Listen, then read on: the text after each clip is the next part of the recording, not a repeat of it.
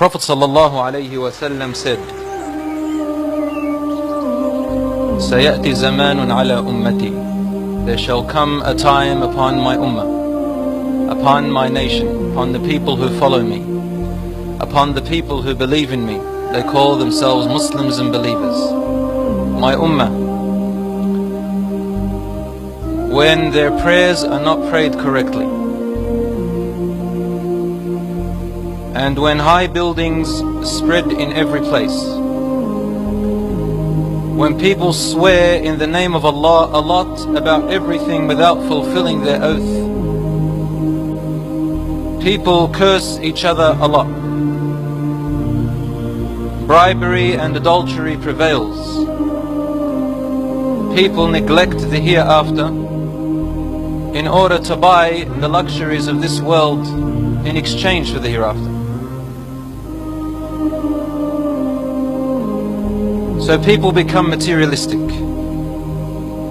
The Prophet ﷺ said, فَإِذَا رَأَيْتَ ذَلِكَ فَالنَّجَاةَ النَّجَاةِ. If you see this happening in your time, then seek refuge, seek refuge. Find a solution to get away from all of this. It's not an easy solution, but you need to stay away from all this.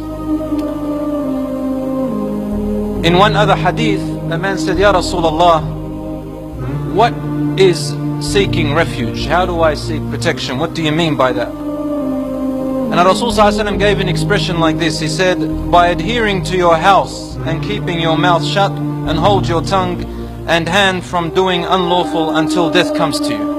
There's going to come a time even worse than this one, brothers and sisters, where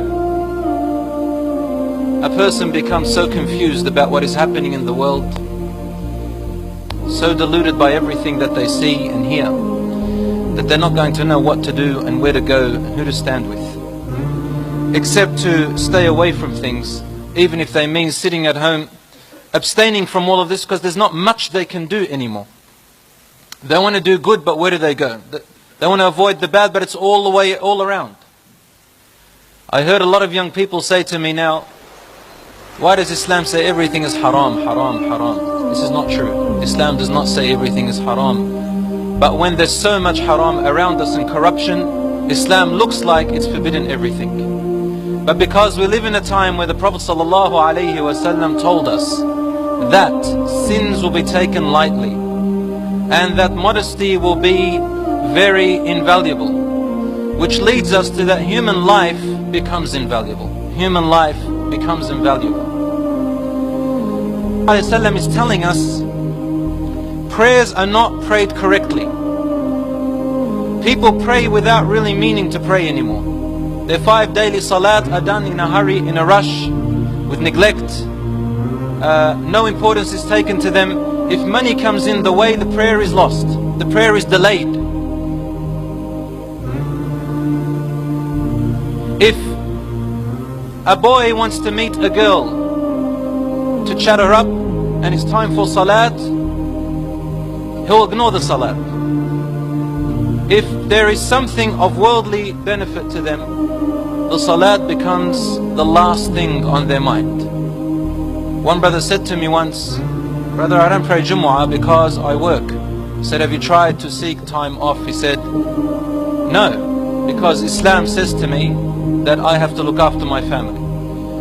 The response to that is obvious. If it wasn't for Allah providing you with this family, you wouldn't have a family aslan in the beginning. When you turn away from Allah and become ungrateful to Him and rely on other than Allah subhanahu wa ta'ala, Allah describes this type of family like the family of the spider in the Quran.